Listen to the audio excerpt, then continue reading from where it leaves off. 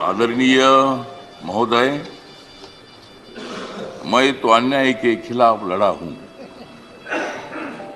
मैं तो अन्याय के खिलाफ लड़ा हूं, इसलिए आपको बधाई देने के लिए यहां खड़ा हूं। आपका अनुभव बहुत ही बड़ा है। आपका अनुभव बहुत ही बड़ा है, इसलिए आपने संघर्ष का पहाड़ चढ़ा है। मेरे पार्टी का मैं हूं अकेला।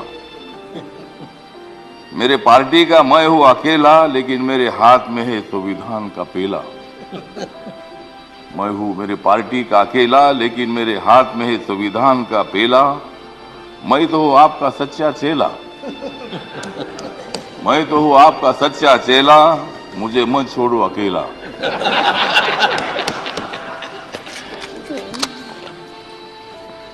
जिन्होंने उपराष्ट्रपति का सर किया है गढ़,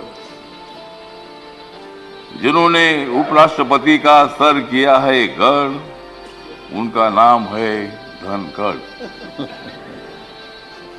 हमें मिलकर उखाड़ देनी है विषमता की जड़। हमें मिलकर उखाड़ देनी है विषमता की जड़। इसमें जरूर सफल होंगे आदरणीय धनखड़। हाउस में जो सदस्य करेंगे फ्रैक्शन,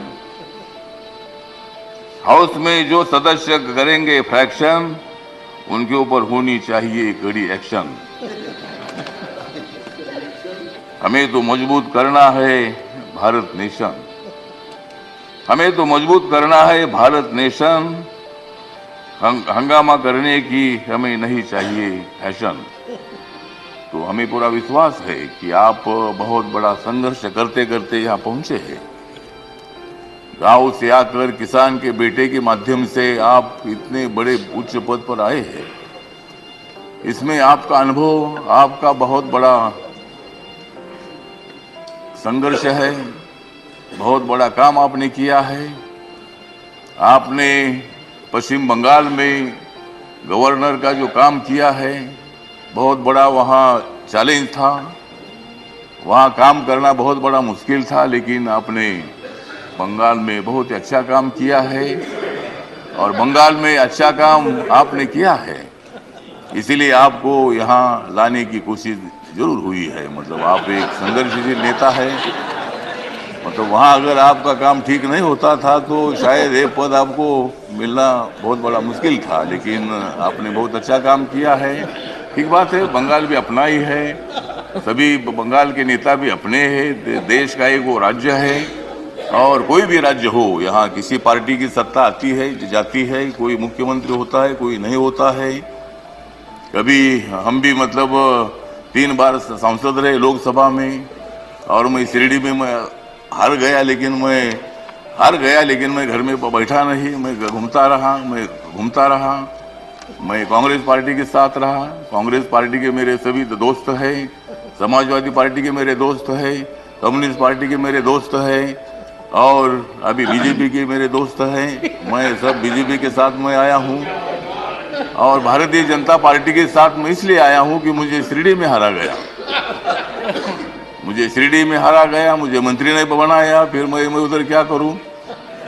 तो इसीलिए मुझे मतलब कांग्रेस पार्टी को छोड़ना पड़ा, और मैं नरेंद्र मोदी जी के नेतृत्व में सबका साथ सबका विकास दिख रहा है, सारा प्रकाश, मतलब ये जो प्रकाश दिख रहा है, तो नरेंद्र मोदी जी के नेतृत्व में मैंने निर्णय ले लिया कि मैं बाबा साहब अम्बेडकर जी का अनुयायी हूँ।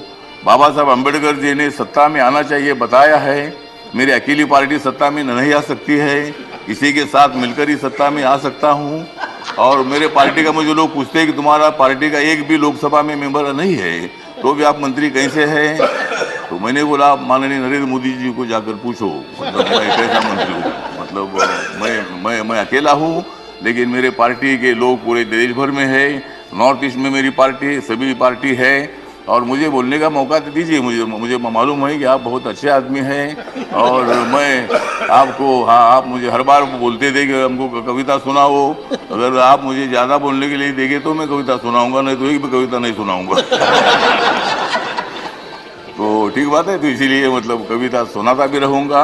और आप एक अनुभव है, तो इसीलिए अपोजिशन को भी आप मौका दीजिए, हंगामा करने के लिए मौका दीजिए, लेकिन एक आधा दिन हंगामा करने के लिए मौका दीजिए, दूसरे दिन एक्शन होना चाहिए और हाउस का काम भी मतलब चलना चाहिए।